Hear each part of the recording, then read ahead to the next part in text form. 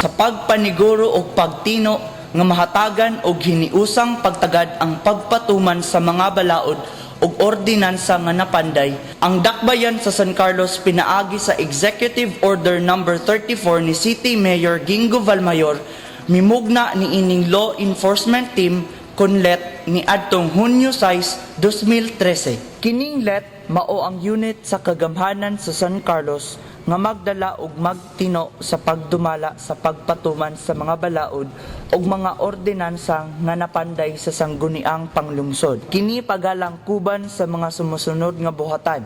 Buhatan sa City Legal ug sa Kapulisan sa San Carlos o kon PNP, kansang mga representante itudlo bilang chairman ug co-chairman ni ining let ug responsable sa pagplano, pagdumala ug pagpatuman sa mga tahas ug katungdanan sa law enforcement team.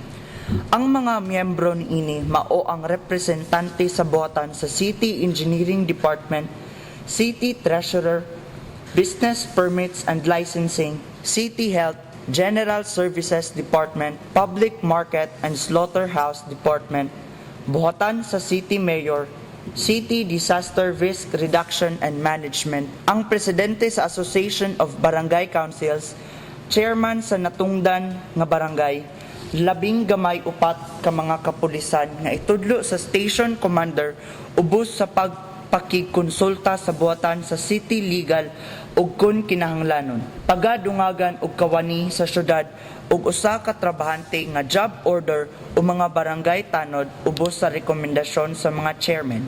Ang mga tahas nga pagatutukan sa law enforcement team magalakip sa pagpaninda sa sidewalk, paglabay sa mga basura ug pagpasagad og labay niini. Illegal nga pagtukod diha sa sidewalk ug sa mga propriedad nga gipanag-iyahan sa gobyerno, illegal nga pagpatuman sa balaod, trapiko ug mga ordinansa. Kini magalakip usab sa illegal nga pag-ihaw gawa sa city slaughterhouse ug ang market ordinance.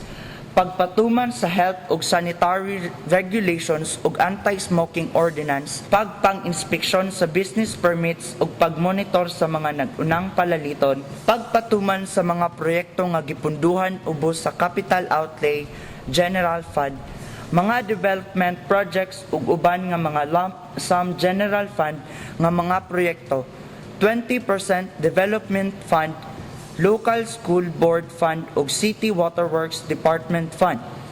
Ubos usab sa maong mga tahas ang pagmonitor sa operasyon sa mga gagmay nga minahan, sand and gravel ug uban pagpagamit sa quarry sulod sa jurisdiction sa syudad, pagpatuman sa mga traffic laws and ordinance sumala sa ordinance number 12-02 ug uban pa nga gimando sa mayor.